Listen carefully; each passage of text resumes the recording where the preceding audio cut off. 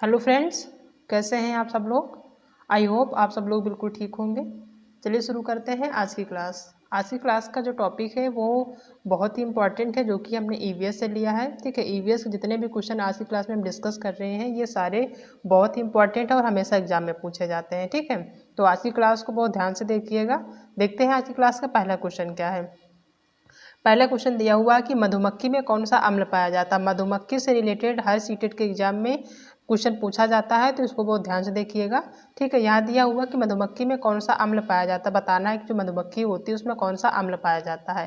पहला ऑप्शन है acetic acid, दूसरा है फॉर्मिक एसिड, तीसरा है टैनिक एसिड और चौथा है टार्टरिक एसिड। ठीक है, तो जो मधुमक्खी में जो अम्ल पाया जाता है वो पाया जाता है फॉर्मिक एसिड। इसका बी ऑप्शन सही होगा। ठीक है, मधुमक्खियाँ जो होती हैं उनमें फॉर्मिक एसिड पाया जाता है, जिसकी वजह से ये जानी जाती हैं। ठीक है, तो पहले क्वेश्चन का बी ऑप्शन सही होगा। नेक्स्ट क्वेश्चन देखते हैं कि राष्ट्रीय शिक्षा नीति 2020 सिफारिश करती है कि जो राष्ट्रीय शिक्षा नीति यानी कि एनईपी 2020 है वो किस पे सिफारिश करती है, किस चीज़ पे। ठीक है, पहला पाठ्यक्रम का मानकीकरण, दूसरा है एक भाषावाद, तीसरा बहुभाषावाद और चौथा है इनमें से कोई नहीं। तो जो राष्ट्रीय शिक्षा नीति 2020 है वो जो सिफारिश करती वो करती बहुभाषावाद पे, यानी कि एक से अधिक भाषा के बारे में जो है सिफारिश करती है। यानी कोई भी बच्चा है अगर वो एक से अधिक भाषा सीखना चाहता है तो उसको इस बात की आज़ादी है कि वो बहुभाषावाद का जो है यानी कि बहुत बहुत सारी भाषाएं वो सीख सकता है। ठीक है, तो इसका सी ऑप्शन सही होगा। नेक्स्ट क्वेश्चन दिया हुआ है कि तीन राज्यों का वह समूह जिसके दोनों ओर बंगाल की खाड़ी स्थित है। ये तीन राज्य का जो समूह बताना है जिसके जो है दोनों ओर बंगाल की खाड़ी है। ठीक है, तीन राज्य बताने हैं, उसके जो है दोनों तरफ, यानी मान लीजिए राज्य है तो उसके दोनों तरफ, इस तरफ भी और इस तरफ जो है बंगाल की खाड़ी होती है। ठीक है, ये बताना है। तो पहला ऑप्शन देखते हैं। पहला दिया हुआ है आंध्र प्रदेश, महाराष्ट्र और तमिलनाडु। दूसरा दिया हुआ है ऑप्शन कि आंध्र प्रदेश, राजस्थान और तमिलनाडु। तीसरा दिया हुआ है कि ओडिशा, आंध्र प्रदेश और तमिलनाडु। और चौथा है कि ओडिशा, हिमाचल प्रदेश और तमिलनाडु। तो जो तीन राज्यों का सब समूह है जो बंगाल की खाड़ी, जो दोनों तरफ से बंगाल खाड़ी की में स्थित है, या फिर जो है जिसके दोनों ओर बंगाल की खाड़ी स्थित है, वो है ओडिशा, यानी कि उड़ीसा, आंध्र प्रदेश और तमिलनाडु। ये जो तीन राज्य हैं इनके जो है दोनों तरफ क्या है बंगाल खाड़ी स्थित है। ठीक है, बंगाल की जो खाड़ी है वो स्थित है, तो इसका सी ऑप्शन सही होगा। ठीक है, नेक्स्ट क्वेश्चन देखते हैं जो कि बहुत ही इंपॉर्टेंट है और हमेशा एग्जाम में पूछा जाता है कि किस राज्य में फूलों की घाटी यानी कि राष्ट्रीय उद्यान स्थित है। ये कभी कभी ऐसे पूछा जाता है कि फूलों की घाटी किसे कहते हैं, या फिर फूलों की घाटी जो है राष्ट्रीय उद्यान कहाँ पे स्थित है, किस राज्य में स्थित है। तो क्वेश्चन को कई तरीके से घुमा के पूछ लेता है एग्जामिनर, तो इस चीज़ को आप ध्यान से में रखिएगा। ठीक है, पहला है उत्तर प्रदेश, यानी कि जो फूलों की घाटी है वो उत्तर प्रदेश को कहते हैं, या फिर उत्तराखंड को, या फिर केरल, या फिर कर्नाटक को। तो फूलों की जो घाटी कहा जाता है वो कहा जाता है उत्तराखंड को। उत्तराखंड को फूलों की घाटी कहा जाता है। ठीक है, इसका बी ऑप्शन सही होगा। नेक्स्ट क्वेश्चन देखते हैं।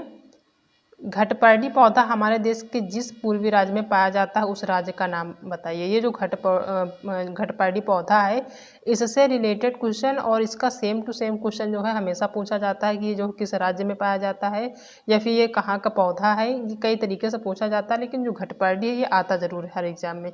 ठीक है, तो इसको बहुत ध्यान से देखिएगा। तो पहला ऑप्शन है नागालैंड, दूसरा है मेघालय, तीसरा है असम और चौथा है मिजोरम।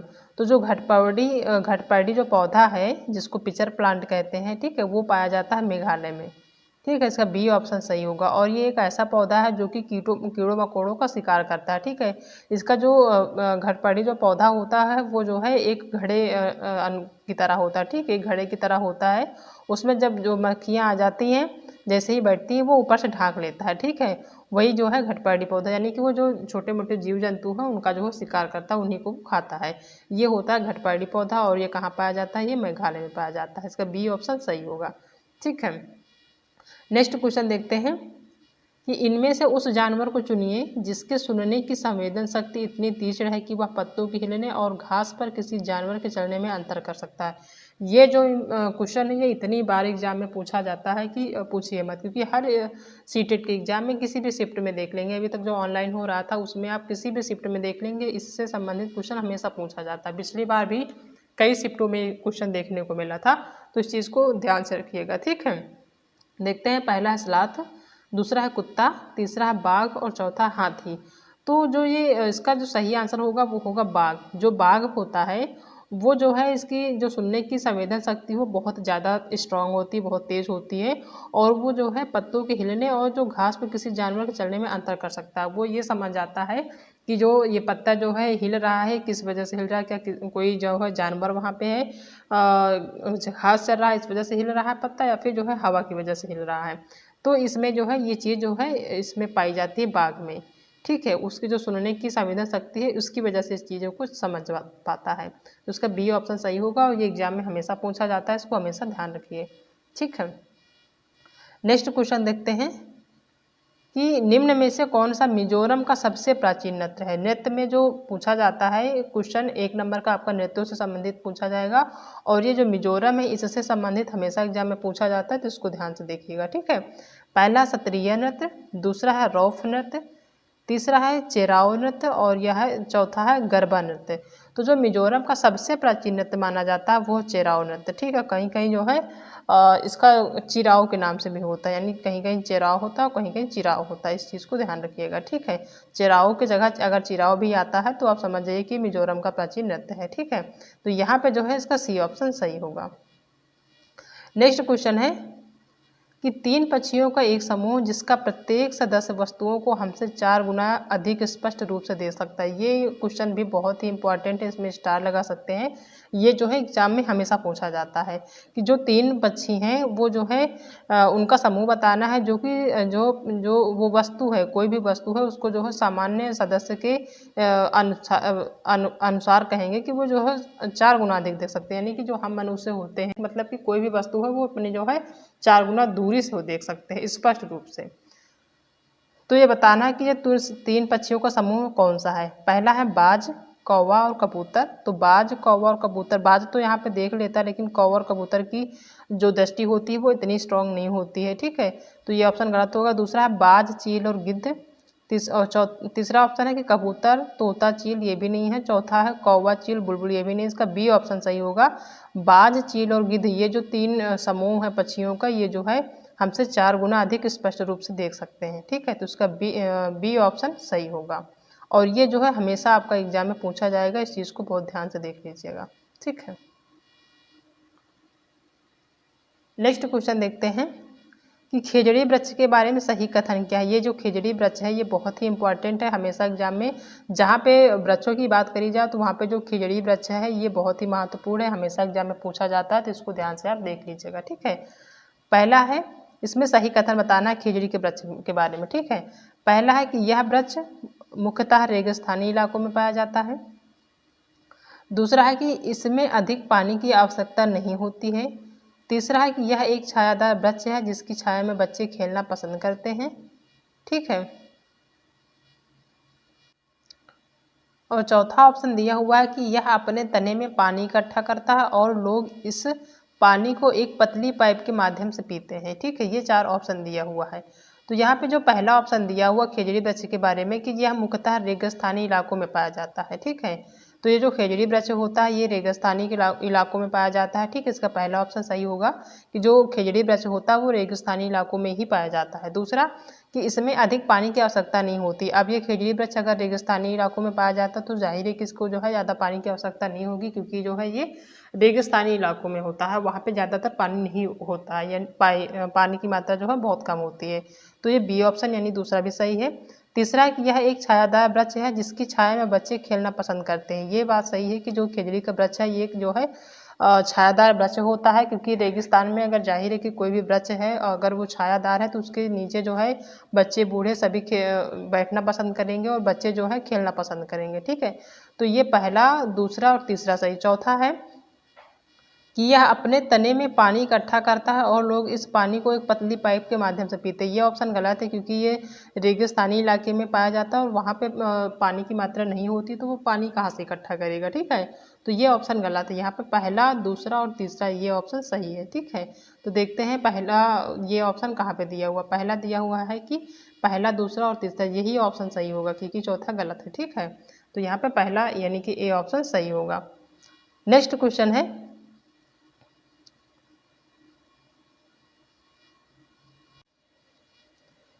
नेक्स्ट क्वेश्चन दिया हुआ है कि निम्न में से कौन सा पक्षी पेड़ के तनों में अपने घोंसले बनाता है। ठीक है, ये पक्षियों से संबंधित हर सीटेट के एग्जाम में ईवीएस में क्वेश्चन पूछा जाता है, तो इस चीज़ को बहुत ध्यान से माइंड में सेट कर लीजिए कि पक्षी जो हैं वो एग्जाम में पूछे जाते हैं। ठीक है, चाहे वो आपका ऑनलाइन एग्जाम हो रहा हो या ऑफलाइन, ये जो क्वेश्चन है क्योंकि ये सिलेबस में दिया हुआ है। ठीक है, ये जो पक्षियाँ हैं ये एनसीईआरटी में दी हुई है और इनसे रिलेटेड क्वेश्चन आना ही आना है, तो बहुत ध्यान से देखिए।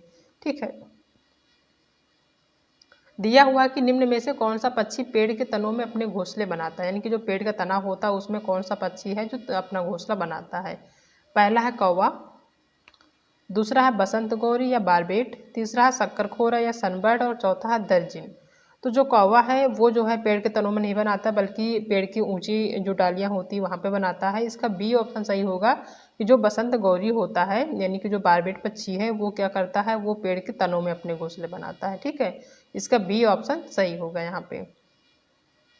नेक्स्ट क्वेश्चन देखते हैं, और ये जो नेक्स्ट क्वेश्चन है अबू धाबी से, यानी जो अबू धाबी है इससे संबंधित एग्जाम में क्वेश्चन पूछा जाता है, तो इस चीज़ को भी बहुत ध्यान से देखिएगा। ठीक है, कि अबू धाबी के बारे में निम्न में से कौन सा कथन सही नहीं है या निगेटिव बताना, इस चीज़ को ध्यान रखिए। हमेशा जो क्वेश्चन है बहुत ध्यान से पढ़िए कि वहाँ पर निगेटिव पूछ रहा है कि पॉजिटिव पूछ रहा है। ठीक है, तो ये बताना है कि जो यहाँ पे निगेटिव बताना कि जो अबू धाबी के बारे में निम्न में से कौन सी कथन सही नहीं है, यानी कि जो कथन दिया हुआ है इसमें कौन सा कथन सही नहीं है। ठीक है, पहला है कि जलवायु गर्म और शुष्क है, यानी कि जो अबू धाबी है वहाँ की जो जलवायु है गर्म और शुष्क है, ये बात बिल्कुल सही है कि वहाँ की जलवायु गर्म और शुष्क है। दूसरा कि नारियल का पेड़ पाया जाता है, यहाँ पे नारियल का पेड़ नहीं पाया जाता है अबू धाबी में, क्योंकि वहाँ की जलवायु गर्म और शुष्क है तो वहाँ नारियल का पेड़ नहीं पाया जाएगा। ये ऑप्शन गलत है। ठीक है, और यही ऑप्शन जो है आपका सही होगा क्योंकि ये निगेटिव है और निगेटिव ही पूछ रहा है, तो यही ऑप्शन सही होगा। दूसरा देख लेते हैं कि दिरहम अबू धाबी की मुद्रा है, ये बहुत ज़रूरी है, कहीं कहीं पूछा आपका सीधा सीधा क्वेश्चन पूछ लिया जाता है कि जो दिरहम है कहाँ की मुद्रा है। ठीक है, तो ये जो है कहाँ की है, ये अबू धाबी की है, ये ऑप्शन सही है। चौथा है कि पेट्रोल की तुलना में पानी महंगा है, यहाँ पे अबू धाबी में क्या है कि जो है पानी की जो है महंगा है पेट्रोल की तुलना में। ठीक है, तो ये ऑप्शन भी सही है, यहाँ पे बी ऑप्शन गलत होगा, निगेटिव है और यही ऑप्शन सही होगा। ठीक है, नेक्स्ट क्वेश्चन देख लेते हैं। नेक्स्ट क्वेश्चन दिया हुआ है कि समाजीकरण की पहली पाठशाला कौन सी है। पाठशाला बताना है समाजीकरण की जो पहली मानी जाती है। पहला धार्मिक केंद्र, तो धार्मिक केंद्र नहीं होता है।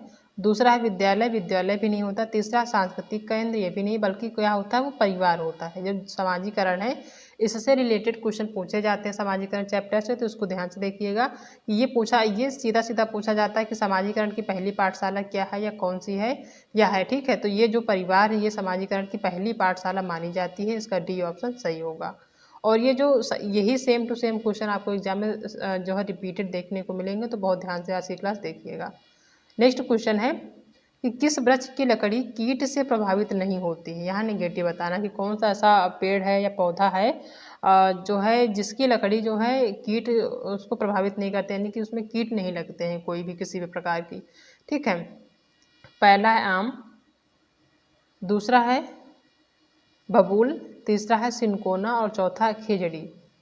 ठीक है, तो यहाँ पे जो आपका ये खेजड़ी पड़ता है, यानी जो खेजड़ी का वृक्ष है उसमें जो है कीड़े नहीं लगते, यानी कि उसको जो है कीड़े प्रभावित नहीं करते हैं, यही ऑप्शन सही होगा, डी ऑप्शन सही होगा। ठीक है, नेक्स्ट क्वेश्चन देखते हैं कि शहद मधुमक्खी का पालन करना क्या कहलाता है। यानी जो कहीं कहीं आपका ऐसे पूछा जाएगा कि मधुमक्खी पालन क्या कहलाता है, और कहीं कहीं ऐसे भी पूछा जाएगा कि यानी जो शहद होता है, जो मधुमक्खियाँ शहद बनाती हैं उनका पालन जो है जिस माध्यम से किया जाता है वो उसको क्या कहते हैं। ठीक है, पहला है सेरिकल्चर, दूसरा है एक्वाकल्चर, तीसरा है एपीकल्चर और चौथा पीसीकल्चर।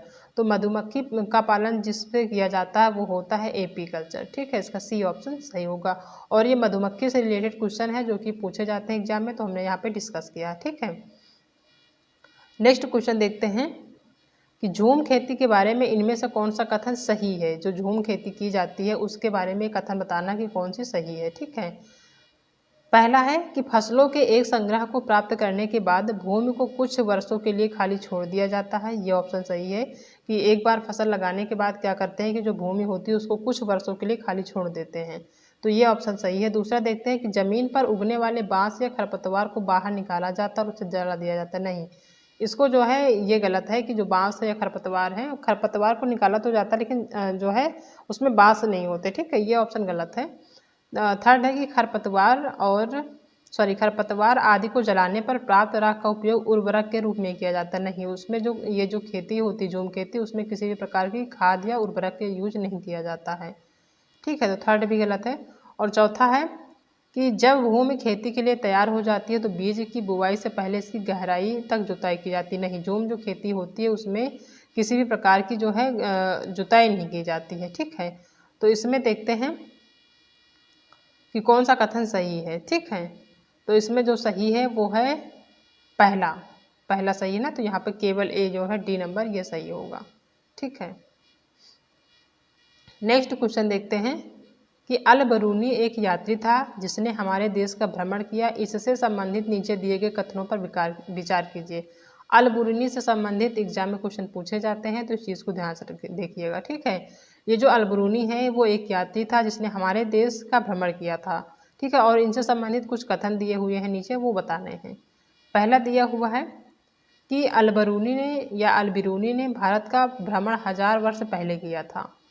ये जो है दिया हुआ है कि जो अल बरूनी है वो भारत का जो भ्रमण किए थे वो 1000 वर्ष पहले किए थे। ठीक है, पहला ऑप्शन है। दूसरा है कि उसने उन चीज़ों के बारे में लिखा जो उसके अपने देश से बहुत भिन्न थी, विशेष रूप से पानी को एकत्र करने के लिए बनाए गए तालाब। ये ऑप्शन भी सही है। इसका पहला सही है कि जो अल बरूनी भारत आए थे और भारत का भ्रमण किए थे वो 1000 वर्ष पहले किए थे। ठीक है, आज से 1000 वर्ष पहले जो है वो अल बरूनी नाम के एक व्यक्ति थे जो कि भारत आए थे भ्रमण करने के लिए। ये ऑप्शन सही है। दूसरा है कि उसने उन चीज़ों के बारे में लिखा जो उसके अपने देश से बहुत भिन्न थी, विशेष रूप से पानी को एकत्र करने के लिए बनाए गए तालाब। ये ऑप्शन भी सही है। उसमें वो जो है जब यहाँ आया हमारे भारत देश में तो उसने बहुत सारी ऐसी चीज़ें देखी जिसका वर्णन उन्होंने अपनी किताब में किया है। ठीक है, तीसरा ऑप्शन है कि हम उनके लेखों से अपने इतिहास के बारे में बहुत कुछ सीख सकते हैं। यानी कि जो अल बरूनी था जिसने अपनी किताबों में एक लिखी है यहाँ की कहानी, यहाँ का जो यात्रा वृत्तांत है, उससे जो है हम इतिहास के बारे में बहुत कुछ सीख सकते हैं। ठीक है, तो जो है ये तीसरा ऑप्शन भी सही है। ठीक है, तो इसका जो सही ऑप्शन होगा वो होगा डी नंबर, यानी कि पहला, दूसरा और तीसरा, ये डी नंबर सही होगा। ठीक है, क्वेश्चन है कि झूम खेती के अंतर्गत झारखंड के किसानों द्वारा अपनाए जाने वाले तरीकों के कथनों पर विचार कीजिए। यानी कि जो झूम खेती है वो जो झारखंड के किसानों द्वारा किया जाता है, इसमें कौन कौन से तरीके अपनाए जाते हैं, इस पर जो है विचार करना है, बताना है। पहला कि एक फसल कटने के पश्चात जमीन को कुछ वर्षों तक खाली छोड़ देते हैं। यह ऑप्शन बिल्कुल सही है। ठीक है, दूसरा दिया हुआ है कि खरपतवार, बांस आदि को उखाड़कर खेत में जला देते हैं। खरपतवार को उगाते जो होते हैं उनको जो उखाड़कर जला देते हैं, ना कि बांस को। ठीक है, तो ये ऑप्शन गलत होगा। थर्ड है कि खरपतवार की राख के जो होती है उसको खाद के रूप में कार्य करती है। ये ऑप्शन सही है कि जो खरपतवार को जो जलाते हैं उसकी जो राख होती है वो खाद के रूप में कार्य करती है। ठीक है, ये ऑप्शन सही है और पहला सही है। और चौथा है कि जब जमीन खेती के लिए तैयार हो जाती है तो बीज बोने से पहले उसे गहराई तक जोता जाता है। जो झूम खेती है उसमें जो है उसकी जुताई नहीं की जाती, उसकी जुताई नहीं होती, यानी कि जो है जो भी बीज हो उसके बोने से पहले उसमें जो है जुताई नहीं की जाती है। तो ये ऑप्शन गलत होगा। तो यहाँ पे पहला और तीसरा ऑप्शन सही होगा। ठीक है, यहाँ देखते हैं पहला और तीसरा सी नंबर, ये सी नंबर सही होगा। ठीक है, चौथा नेक्स्ट क्वेश्चन है कि कुचिपुड़ी नृत्य निम्न में से किस राज्य से संबंधित है। नृत्य से संबंधित एग्जाम में क्वेश्चन पूछे जाते हैं, तो यहाँ पे बहुत ध्यान से देखिएगा। जो कुचिपुड़ी नृत्य है वो कौन से राज्य से संबंधित है। पहला है आंध्र प्रदेश, दूसरा है उत्तर प्रदेश, तीसरा है उड़ीसा और चौथा है असम। तो जो कुचिपुड़ी नृत्य है वो जो है संबंधित है कहाँ से, ये आंध्र प्रदेश का जो है बहुत ही प्रसिद्ध नृत्य है जो एग्जाम में पूछा जाता है। तो इसका पहला ऑप्शन सही होगा। ठीक है, नेक्स्ट क्वेश्चन देखते हैं। नेक्स्ट है कि ईवीएस पाठ्यक्रम में परिवार एवं मित्र क्या है। जो ईवीएस है यानी कि जो पर्यावरण अध्ययन, उसका जो सिलेबस है, जो पाठ्यक्रम है, उसमें जो परिवार एवं मित्र ये है, ये दिया हुआ, ये है क्या, ये बताना है। पहला थीम है, दूसरा है उप थीम है, या विषय वस्तु, या फिर पाठ्यक्रम है। तो पर्यावरण के जो थीम होता है, पर्यावरण का जो थीम होता है उससे संबंधित एग्जाम में क्वेश्चन पूछे जाते हैं और इसी टाइप के क्वेश्चन पूछे जाएंगे। ठीक है, तो जो परिवार एवं मित्र है वो क्या है, वो है एक थीम, यानी कि जो ईवीएस पर्यावरण अध्ययन है उसका थीम है। ठीक है, जो पाठ्यक्रम दिया हुआ है ईवीएस का, उसका जो परिवार एवं मित्र है वो एक थीम माना जाता है, तो इसका पहला ऑप्शन सही होगा। नेक्स्ट क्वेश्चन देखते हैं कि वन महोत्सव कौन कौन से माह में मनाया जाता है। ये बताना है कि जो वन महोत्सव मनाया जाता है वो कौन कौन से माह में मनाया जाता है। पहला है जुलाई और मार्च, दूसरा ऑप्शन दिया हुआ है कि जुलाई और जनवरी, तीसरा है जुलाई और फरवरी, और चौथा है इनमें से कोई नहीं।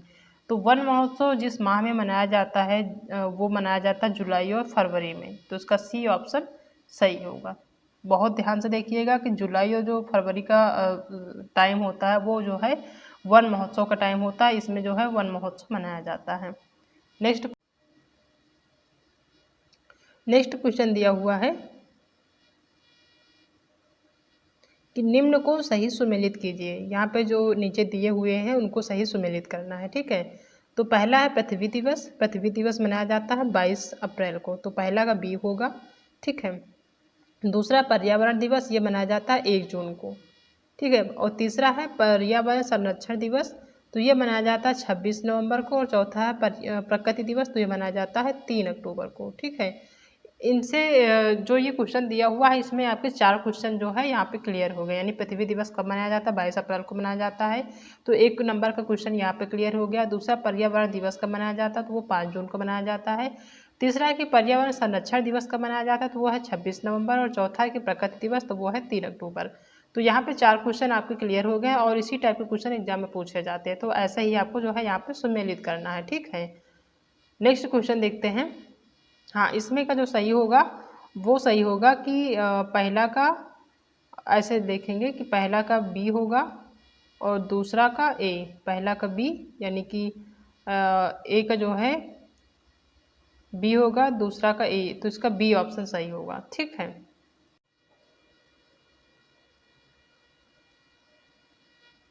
नेक्स्ट क्वेश्चन है कि पर्यावरण संरक्षण अधिनियम कब लागू हुआ था। ये बताना है कि जो पर्यावरण संरक्षण अधिनियम है ये लागू कब हुआ था। और अगर आप ईवीएस का क्वेश्चन सॉल्व कर रहे हैं तो इस चीज़ को बहुत ध्यान से रखिए, देखिएगा कि जो पर्यावरण संरक्षण अधिनियम है इससे संबंधित एग्जाम पूछे जा सकते हैं एग्जाम में क्वेश्चन, तो इसको ध्यान से देखिएगा। ठीक है, पहला है 19 नवंबर 1986, दूसरा है 19 नवंबर 1981, तीसरा है कि 19 नवंबर 1985, और चौथा 19 नवंबर 1980। तो जो पर्यावरण संरक्षण अधिनियम लागू हुआ था वो हुआ था 19 नवंबर 1986 को, तो इसका पहला ऑप्शन सही होगा। ठीक है,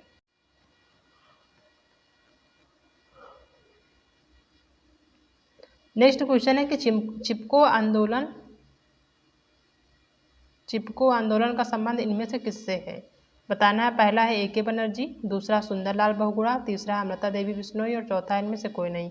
तो जो चिपको आंदोलन है इसका जो संबंध है वो है सुंदरलाल बहुगुणा से, बहुत ही प्रसिद्ध है और बहुत ही इंपॉर्टेंट है ये आंदोलन, तो इससे संबंधित एग्जाम में क्वेश्चन पूछे जाते हैं, तो इसको बहुत ध्यान से देखिएगा।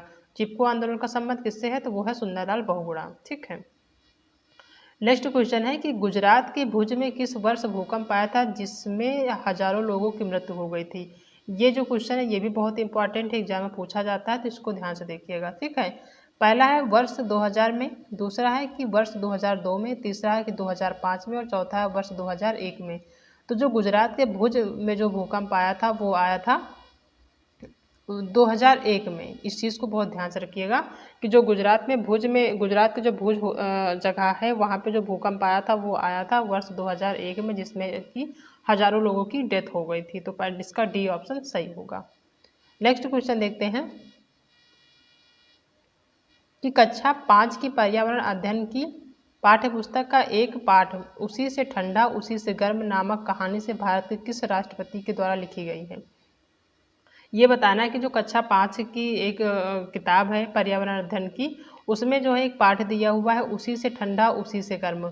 ये जो कहानी है ये भारत के कौन से राष्ट्रपति थे जिन्होंने लिखी थी। ये बहुत ही इंपॉर्टेंट क्वेश्चन है और ये हमेशा एग्जाम में पूछा जाता है, तो इस चीज़ को ध्यान से रखिएगा कि जो है उसी से ठंडा उसी से गर्म एक कहानी है, वो जो है कहानी किसके द्वारा लिखी गई थी, वो जो कि भारत के जो है राष्ट्रपति भी थे कभी। ठीक है, तो पहला ऑप्शन है जाकिर हुसैन, दूसरा है एपीजे अब्दुल कलाम, तीसरा है मेधा पाठक, और चौथा इनमें से कोई नहीं। तो जो उसी से ठंडा उसी से गर्म नाम की जो ये कहानी है ये लिखी गई है जाकिर हुसैन की, जो कि भारत के राष्ट्रपति भी रह चुके हैं। इसका पहला ऑप्शन सही होगा। बहुत ध्यान से देखिएगा, एग्जाम में पूछा जाता है। ठीक है, नेक्स्ट क्वेश्चन है कि वह व्यक्ति जंगल में कम से कम 25 वर्षों से रह रहा हो, उस व्यक्ति का उस जंगल की भूमि पर और उसमें पैदा होने वाली वस्तुओं पर अधिकार है। यह जनादेश किसके द्वारा दिया गया है? ये बताना है कि जो जनादेश पारित हुआ था ये किसके द्वारा दिया गया है। पहला ऑप्शन है भारतीय जंगल अधिनियम 1927, दूसरा है जंगल अधिनियम 2007, जंगल अधिकार अधिनियम 2007, तीसरा है कि भूमि अधिग्रहण अधिनियम 1994 और चौथा है कि इनमें से कोई नहीं। ठीक है, तो जो ये दिया हुआ है कि वह व्यक्ति जो 25 वर्षों से जंगल में रह रहा है, ठीक है, उसमें जो उपजाई जाने वाली जो फसलें हैं वहाँ पे जो है उसका अधिकार है, और जो जिस भूमि में रह रहा है वो उसका अधिकार है। ये जो जनादेश पारित हुआ ये कब पारित हुआ है? तो पहला ऑप्शन देखते हैं कि भारतीय जंगल अधिनियम 1927, दूसरा कि जंगल अधिकार अधिनियम 2007। यही ऑप्शन सही होगा कि जो ये जनादेश पारित किया गया है या बनाया गया है वो जो है जंगल अधिकार अधिनियम 2007 के तहत बनाया गया। ठीक है, तो उसका बी ऑप्शन सही होगा। नेक्स्ट क्वेश्चन देखते हैं, पर्यावरण अध्ययन को प्राथमिक स्तर के पाठ्यक्रम में शामिल करना क्यों आवश्यक है? जो पर्यावरण अध्ययन है उसको हम प्राथमिक स्तर के पाठ्यक्रम में ही क्यों शामिल करते हैं ये बताना है। ठीक है, पहला है बालक को पर्यावरण की अवधारणाओं को समझने के लिए प्राथमिक स्तर पर इसे पाठ्यक्रम में शामिल किया जाना चाहिए। ये ऑप्शन गलत है कि प्राइमरी लेवल में हम पर्यावरण की अवधारणाओं को नहीं समझाएंगे। दूसरा है कि पर्यावरण से संबंधित प्रश्नों के सही उत्तर दे सके इसके लिए आवश्यक है कि इसे प्राथमिक स्तर पाठ्यक्रम में शामिल किया जाए। ये भी सही ऑप्शन नहीं है। तीसरा है कि पर्यावरण की शिक्षा यदि प्राथमिक स्तर से ही दी जाए तो आगे चलकर इस क्षेत्र में रोजगार प्राप्त कर सकते हैं। रोजगार की तो बात ही नहीं है। ठीक है, ये ऑप्शन भी गलत है। और चौथा दिया हुआ है कि बच्चों में, चौथा ऑप्शन दिया हुआ है कि बच्चों में अच्छी आदतें डालकर उन्हें पर्यावरण के प्रति, ये ऑप्शन गलत है, उन्हें पर्यावरण के प्रति सजग बनाए रखने के लिए प्राथमिक स्तर पर ही पर्यावरण की शिक्षा प्रारंभ करनी चाहिए। ये ऑप्शन सही है कि अगर बच्चों में आप अच्छी आदतें डालना चाहते हैं तो उनको जो है पर्यावरण के प्रति सजग बनाए रखें और उनको जो है प्राथमिक स्तर से पर्यावरण के बारे में जो है शिक्षा देनी शुरू कर देनी चाहिए। तो उसका डी ऑप्शन यहाँ पे सही होगा। ठीक है, नेक्स्ट क्वेश्चन है कि विद्यालय में शिक्षण का दृष्टिकोण होना चाहिए। जो विद्यालय में शिक्षा दी जाती है उसका दृष्टिकोण क्या होना चाहिए? बाल केंद्रित होना चाहिए, स्कूल केंद्रित होना चाहिए, या फिर पाठ्यक्रम केंद्रित, या फिर शिक्षक केंद्रित। तो जो विद्यालय होता है वहाँ पर जो शिक्षा का दृष्टिकोण होना चाहिए वो होना चाहिए बाल केंद्रित। ठीक है, यानी कि कोई भी टीचर हो उसको जो है एक बालक को केंद्र में रख के वहाँ पे उसको पढ़ाना है, अध्ययन कराना है। तो उसका पहला ऑप्शन सही होगा। नेक्स्ट क्वेश्चन है कि ब्रांज यानी कि जो कांसा है एक मिश्र धातु है जिसके प्रमुख संघटक है। ये बताना है कि जो ब्रांज है उसके प्रमुख संघटक कौन सा है। ठीक है, पहला है सीसा और टिन, दूसरा है कॉपर और जिंक। अगर एग्जाम में जो है कॉपर की जगह तांबा आ जाता है, जिंक की जगह जस्ता आ जाता है तो वहाँ पे ध्यान रखिएगा। इसका जो है कॉपर को तांबा कहते हैं और जिंक को जस्ता कहते हैं। तीसरा है कि कॉपर यानी तांबा और टिन, चौथा है इनमें से कोई नहीं। ठीक है, तो यहाँ पे जो सही ऑप्शन होगा वो होगा कॉपर यानी तांबा और टिन। जो ब्रांज धातु होती है उसके जो मिश्र धातु से बनकर बनाया गया है, मिश्र धातु को मिलाकर बनाया गया है वो है कॉपर यानी तांबा और टिन। इसका सी ऑप्शन सही होगा।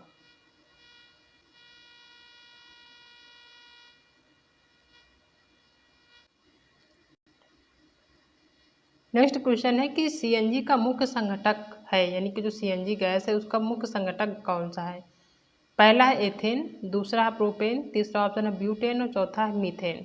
तो जो सीएनजी का मुख्य संघटक माना जाता है वो है मीथेन। इसका फोर्थ ऑप्शन सही होगा। ठीक है, तो ये सारे क्वेश्चन हैं जो कि 30 क्वेश्चन हमने आज की क्लास में डिस्कस किए हैं। आई होप कि आज आप सभी को आज की क्लास पसंद आई होगी। अगर आज की क्लास पसंद आई है तो वीडियो को लाइक करिएगा, अपने दोस्तों में शेयर करिएगा। अगर आप चैनल पर नए आए हैं तो चैनल को सब्सक्राइब करना बिल्कुल भी मत भूलिएगा। मिलता है नेक्स्ट क्लास में एक नई टॉपिक के साथ, तब तक अपना ध्यान रखिएगा। Okay, thank you.